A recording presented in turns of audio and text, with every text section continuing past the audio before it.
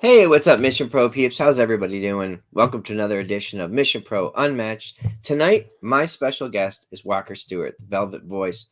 Walker has been a huge part of our commentary team. He's been all over the place. You've seen him all over the internet, all kinds of promotions. Walker, welcome to the live stream. I am very, very excited to be here tonight. Thank you for having me. It's going to be a good time. Man, okay, so that's all I got for you. Thanks for joining. All right. Well, we'll see you next time. That's going to be fun. Yeah, so I was really excited to talk to you tonight. We've had a chance to talk a little bit at the shows, but not much because show day is always super crazy. You're always doing homework and preparing, and you're super busy and focused. So I don't bug people when they're in that mode.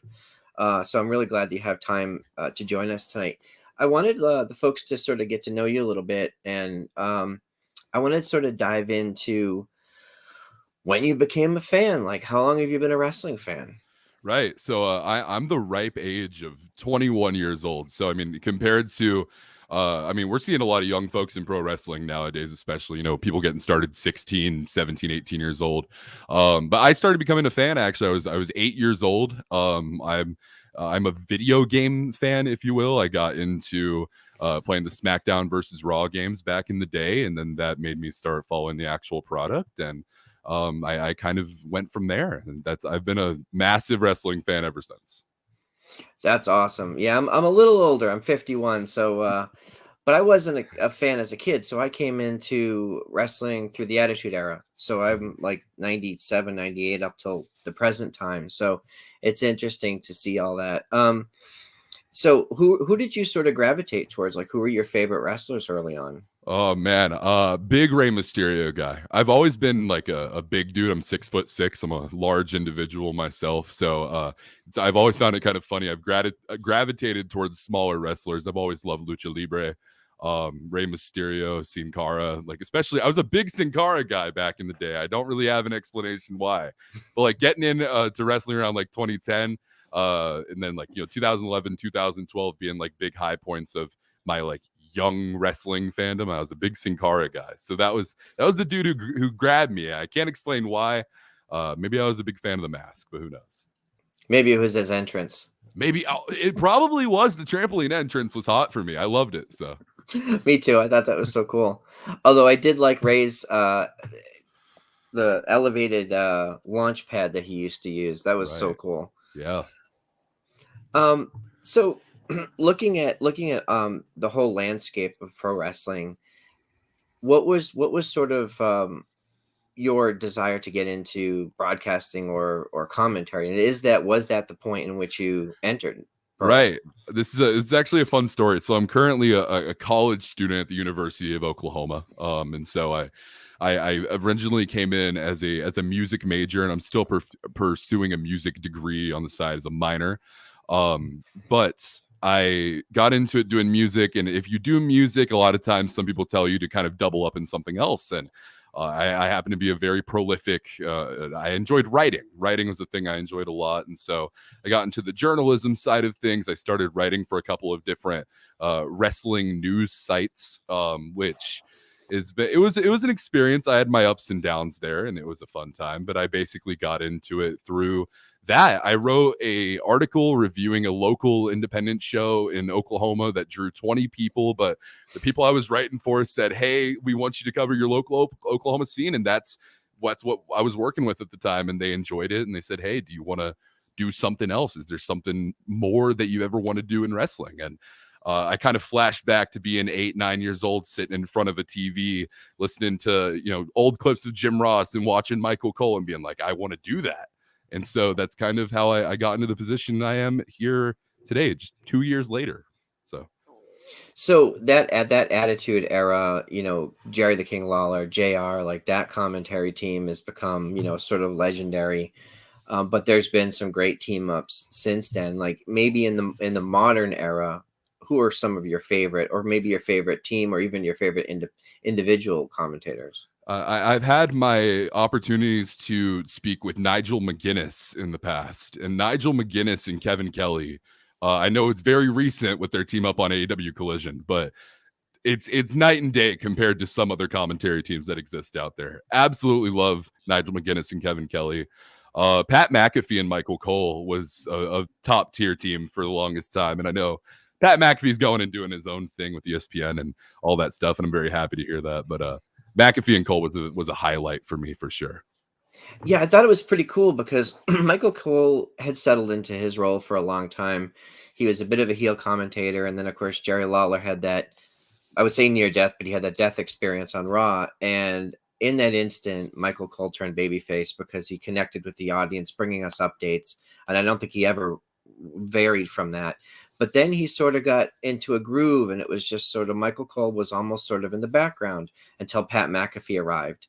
And I think I've read interviews with Michael Cole where he said he has completely revitalized his love and excitement for commentary because the stuff that happened on SmackDown during Pat McAfee's time there was just over the top fun.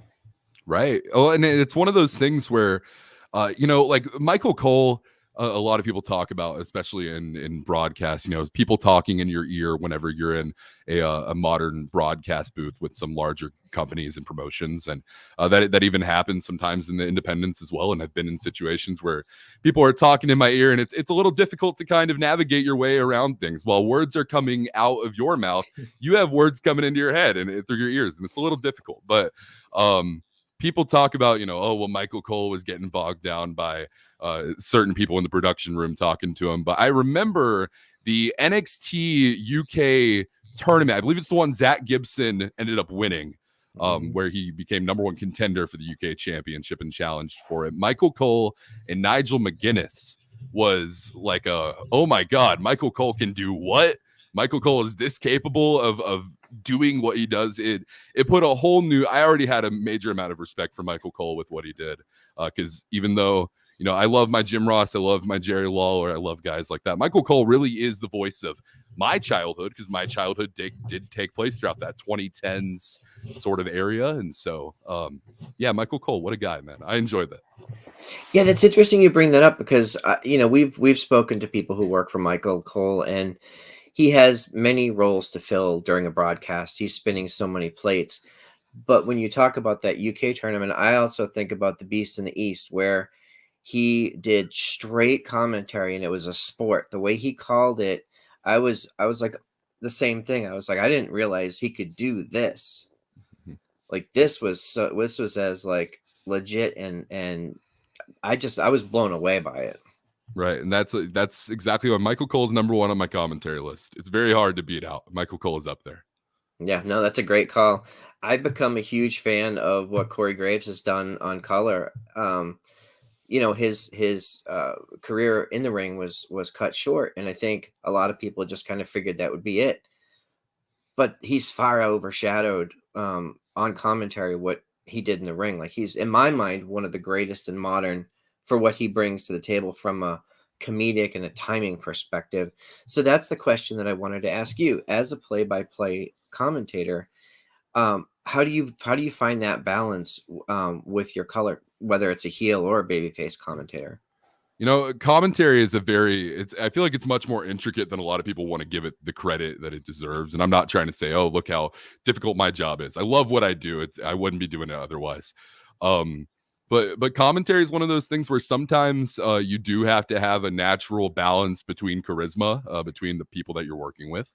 And sometimes it's all about just kind of knowing the person that you're working for. It's also about knowing the product, knowing the show that we're on. I mean, like you said, when I get into our Mission Pro shows and we go through our production meetings and we go through the different things that happen at the event, not to peel back the curtain too much, but I'm spending a good couple of hours before and even at the show getting information from different people, heights, debuts, what sport did you play in college, different things like that can really help to paint a bigger picture of what we're doing here, because at the end of the day, like, this is a sport. Professional wrestling is a sport, and that's what we're doing here. So having kind of that research going into it, and also people knowing their roles really, as a play-by-play guy, oftentimes you're going to be the person who is leading the broadcast, almost an authoritative figure of sorts, because if you can't trust your play-by-play commentator who is speaking to you for about 2 hours, 2.5 hours throughout a broadcast, who can you trust, and so at the end of the day, it's just kind of being informed on what's going on and what you need to be doing. Yeah, and I want to give you your flowers as well, because I've seen you do that at the shows. I've seen you spend hours making sure that you get everything right and all the details, and those layers are so important to the stories that are told, not only in the ring, but whether it's on commentary or in the video packages. Those are all dots that needed to be connected, and you play a huge role in that storytelling. Right. And I don't want to I know I could talk about this forever, so I'm going to keep it brief. But I like to say, and I talk to even athletes that are in the locker room, or anyone who really wants to ask it. I believe that what the wrestlers are doing in the ring, that's a language, and it's body language. And what I have the absolute pleasure of doing, whether it's at Mission Pro or anywhere else that I am, is I get to translate that body language into English. And that's what that storytelling is. That without a good commentator or commentators, I really think that the plot of what happening ends up what is supposed to happen ends up getting lost. Excuse me. So that's commentary is a fun thing, man. I enjoy doing it a lot. Yeah, and okay, so here's a question. We often hear from folks, whether it's on commentary or what have you, that folks want to be surprised. They want to have that genuine reaction in the moment. But is that also a deterrent to being able to successfully tell a full story? Like which is better for you? You're gonna find a lot of different philosophies with that. For the longest time, I was going through what I'd call the JR approach. Jim Ross was very big on don't tell me anything. I don't want to know a single thing that happens. Let me go in and give a genuine reaction. I do believe at a certain point that right now in 2023, it's capable. You should be capable of knowing what's happening and still giving a genuine reaction, because you should still feel it. It should still be in the heart, and that's exactly where a lot of the energy that comes from a show is going to come from, is from that heartfelt reaction. So I think that if you're emotionally invested in your job and what you're doing, it's totally cool to know what's happening throughout the show before it happens. And that's typically the boat that I find myself in. Sometimes unwillingly, I find myself in the opposite boat, but hey, it happens. Yeah, well, a moment I think that we were all surprised. We were all found ourselves very surprised was you Izzy Moreno joined you on commentary for True Colors, and she went to give Jasmine a friendship bracelet, and Jasmine turned on her. And I think in that moment, the whole crowd, and the folks at home were just shocked. What were your thoughts in that moment? That was one of the most shocking moments of the night, because we talk about having a structure in professional wrestling and wanting to hope that we can stick to our scheduled matches and different things like that. Sometimes things go off the cuff, things go off the rail, and that was a moment that I don't think anyone in the building could have predicted. Izzy had talked on commentary at length about how a lot of people don't seem to respect Jasmine Allure, don't seem to like Jasmine Allure due to her past actions in Mission Pro Wrestling, but she was still willing to give her a chance. And kindness can only take you so far. And I think Izzy Moreno has realized that kindness is going to take her to a singles match at Boiling Point on August 12th.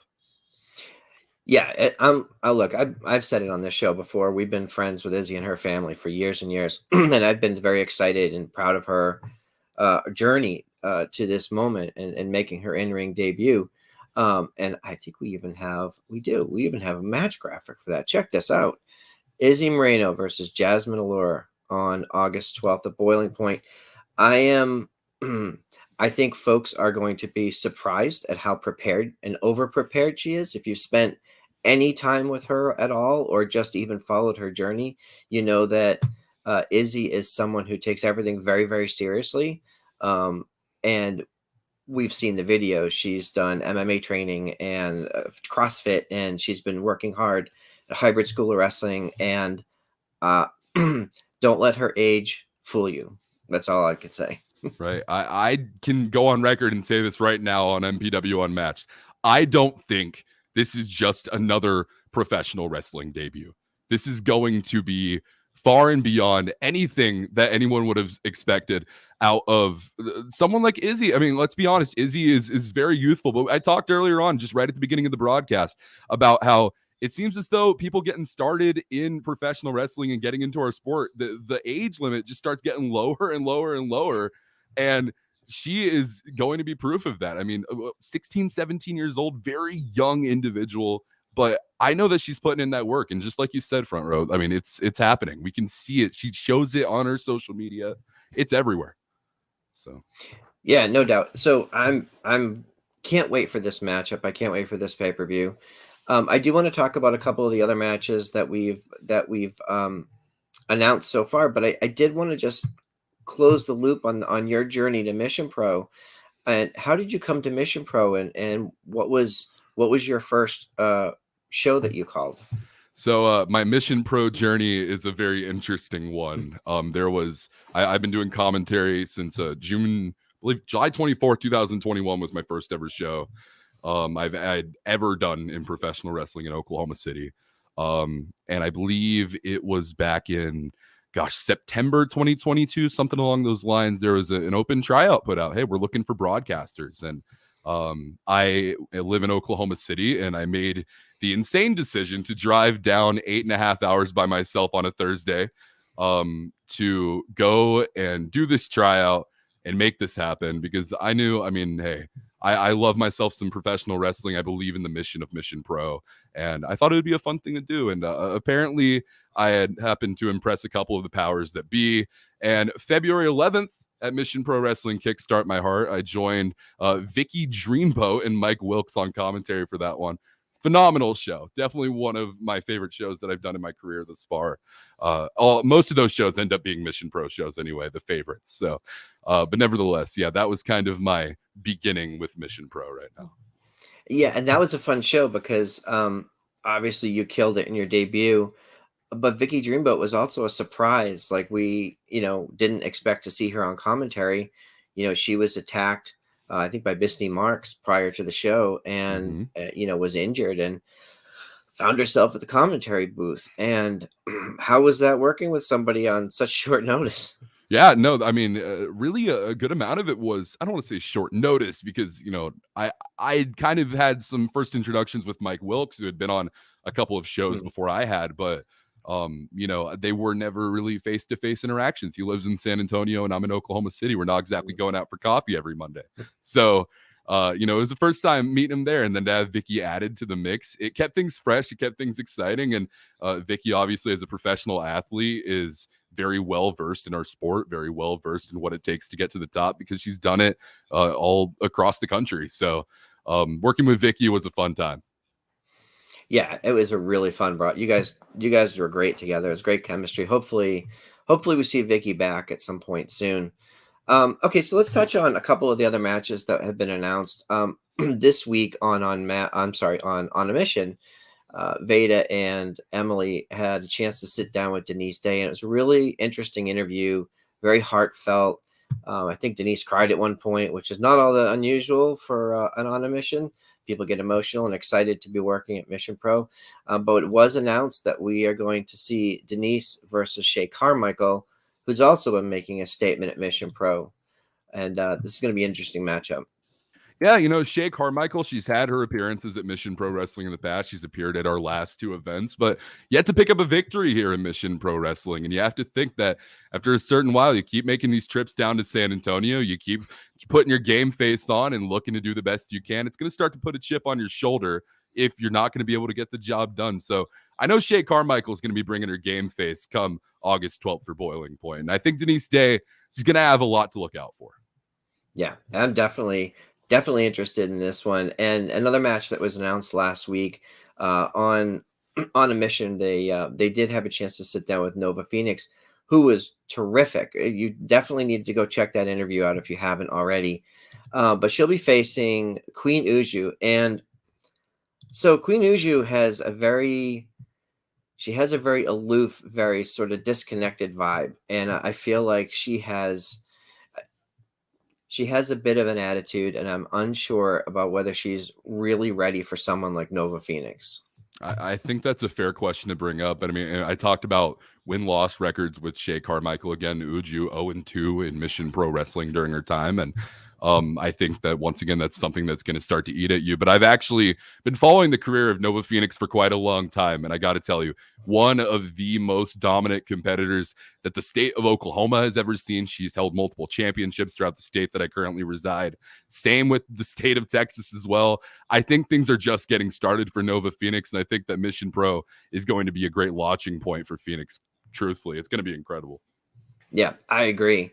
And of course, I think the match a lot of people are looking forward to, a lot of spotlight on this match, and we see Tiffany Nieves will be challenging Genocide for her Mission Pro Wrestling Championship.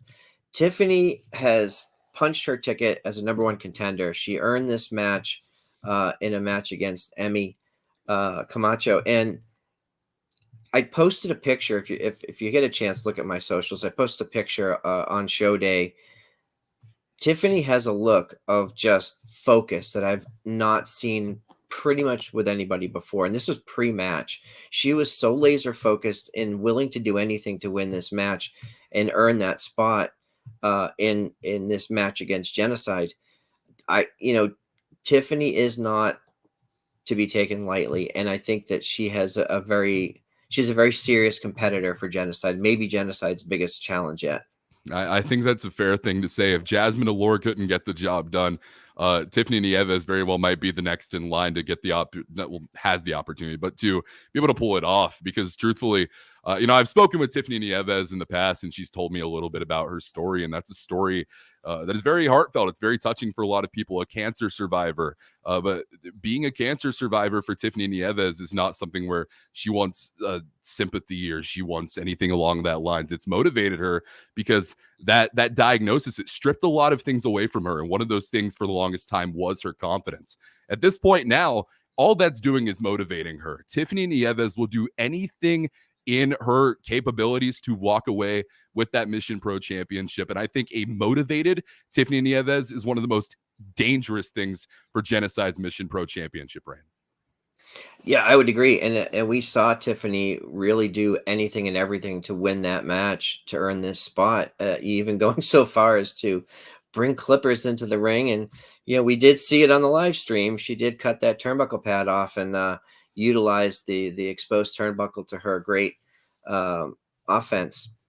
So Genocide needs to have a different type of ring awareness with a competitor like Tiffany.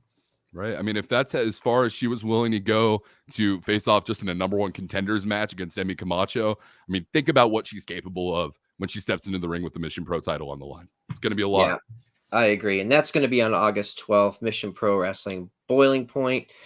Get your tickets at missionprowrestling.com. And if you're interested in some exciting sponsorship opportunities, you can email us at missionprowrestling@gmail.com. We'll be streaming live on Title Match for those who can't be there in person.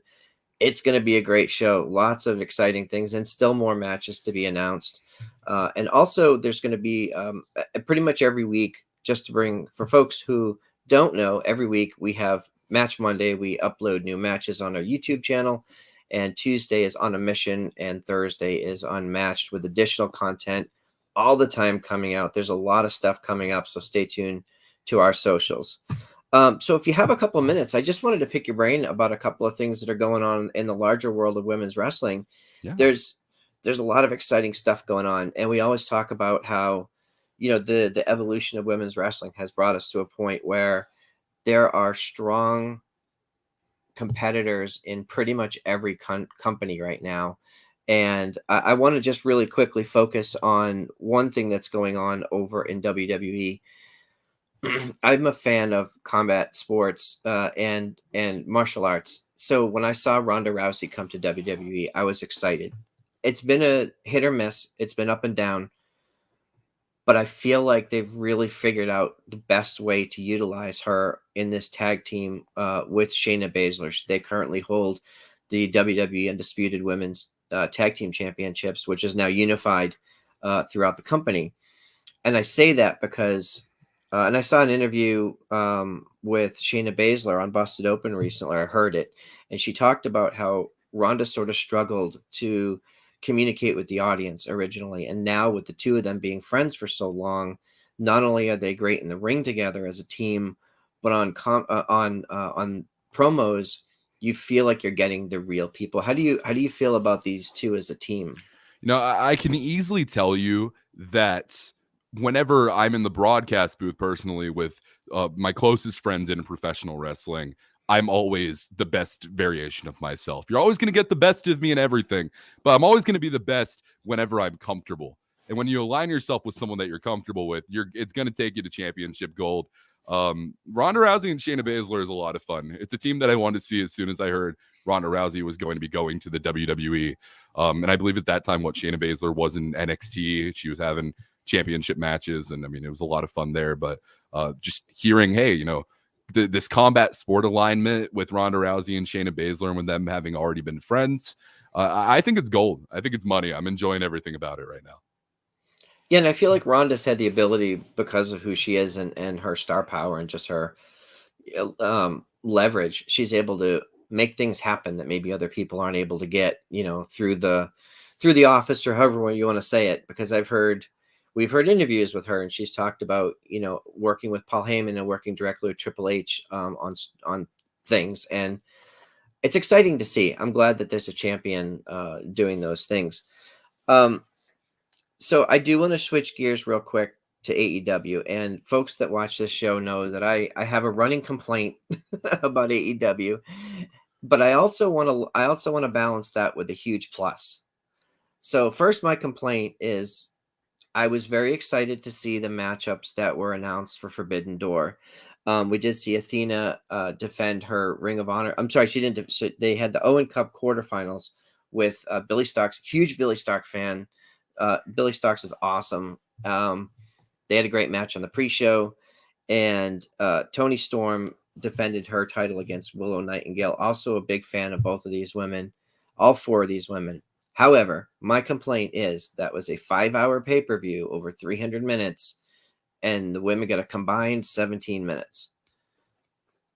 I think somebody needs to do better in giving opportunities and time to some seriously talented competitors, to some just unbelievable athletes that I just feel like they're not getting the spotlight that they deserve.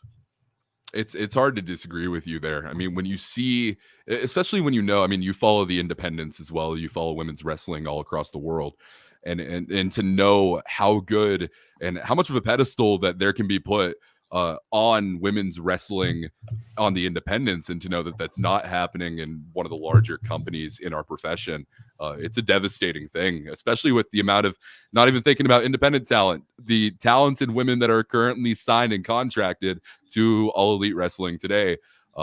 There's definitely a plethora of people to pick through and put spotlights on people, and I do think it's a shame that it's not happening more.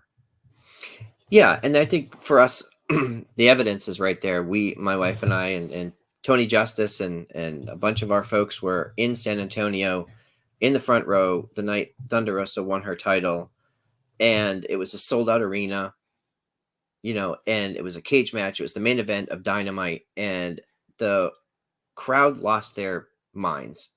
And online, the reaction was overwhelming. They were trending overnight. Like, all of the reactions proves that if you have the right story and the right people, it doesn't matter. Like, it can happen, and it has happened over and over again. We saw it in WWE with the women main eventing WrestleMania several times over. Now we've seen the NXT stars going back to Sasha and Bailey, and like all these amazing stories. So I just would like to see better stories told with some really talented people.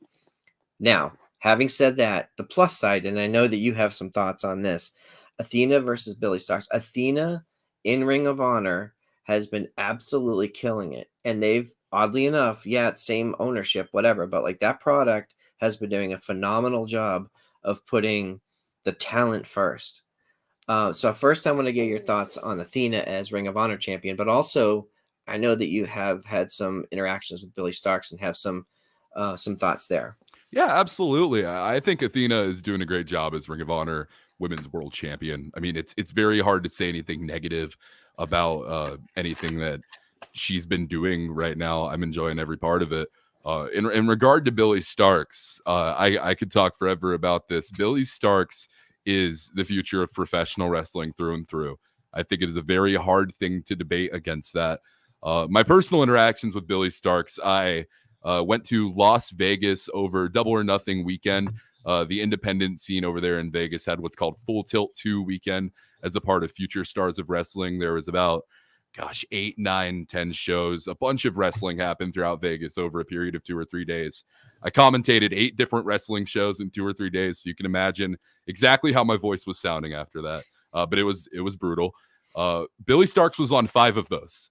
An absolute workhorse of an individual, very talented. I'll say positive things about Billy Starks all day, but I'm very happy she got this opportunity to work on the pre-show match for the 0 hour for Forbidden Door. But like you said, putting a bigger spotlight on women's wrestling is a very important thing to do.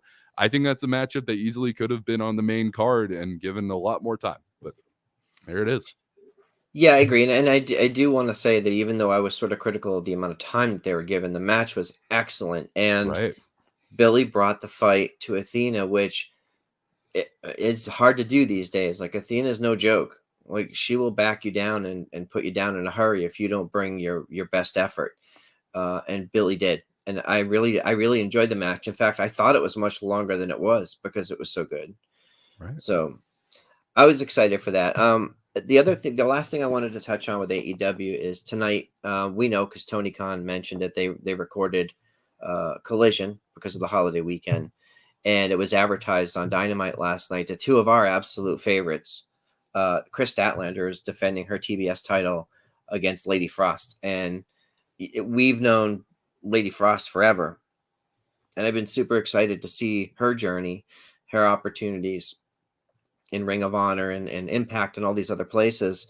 But to see her have a title opportunity against Chris Statlander, just an absolute like beast. She's like huge fan of Chris Statlander. So what are you thinking about this match tonight? I think Lady Frost is a very, very talented wrestler. I know she's had her ups and downs contractually with an Impact and not being able to make appearances in certain places. And I don't want to get too deep into a lot of that stuff because I really don't even know the ins and outs of everything. And I don't want to pretend I do. Point is, I'm happy to see Lady Frost getting opportunities on television. Like we talked about, a lot of women's wrestlers that deserve and have put in the work and are television ready and not getting those opportunities. Lady Frost actually is getting that opportunity, and I think that's great. Chris Statlander, her TBS championship win was absolutely phenomenal. I think it blew the roof off the place. Very unexpected, that whole return. I believe that happened while I was in Vegas. I heard there were people in the airport while I was heading out while the Double or Nothing was happening, because I had to make my flight, and there were people in the airport watching Double or Nothing next to me on their phone talking about it. So it was, people were into it, and I'm very happy to know that. So Chris Statlander and Lady Frost, I'm sure that was a banger. Yeah, no doubt. Looking forward to seeing that this weekend. Well, there's a ton of other stuff to cover, but I want to be respectful of your time. I can't thank you enough for joining us tonight. Where can people follow you, and what do you have coming up? Yeah, you can follow me at Velvet Voice WS, Instagram, Facebook, Twitter. Those are my main platforms, mostly Facebook and Twitter. Also on Twitch, I stream on Twitch. I do video games and talk wrestling and do a bunch of other stuff. Pretty much anything that you could find anyone on, I'm on at Velvet Voice WS. She's got a bunch more wrestling shows coming up, doing some stuff with the Reality of Wrestling in Houston, Texas, which is Booker T's place. So that's going to be fun. July 15th, we have that Summer of Champions show coming up there, which is going to be a monumental show for the state of Texas. So overall, that's pretty much where you can find me and shoot me the follows. So I hope to be seeing y'all there. Yeah, everybody show Walker some love on the socials. I'm a huge fan. I love what you do. You bring a really something special to the broadcast, and I want to thank you for joining us tonight. Hey, absolutely. I appreciate it. Thank you for having me. I'm assuming I'll be back because I think we had some pretty fun conversation here tonight. So Oh yeah, excited to definitely. do it again. What are you doing tomorrow? No, I'm just kidding. We'll find a day. We'll find a day. It'll happen. Awesome. And you can find me at PW Front Row across all the socials. You can find me typically on Saturday nights with the Nation's Corner, although this week, due to the holiday, we are off. We typically have our show Saturday nights at 7 on YouTube. Follow them at Nation's Corner and The Nation's Corner on all the socials. Make sure to contact us at missionprowrestling.com for tickets and missionprowrestling@gmail.com for sponsorship opportunities. Follow us on the socials. Like, subscribe, set your alerts. Make sure you don't miss anything, all the cool stuff that's coming up. We're looking forward to August 12th, Boiling Point, and lots of stuff coming up. Thanks everybody for joining. Everybody have a great weekend.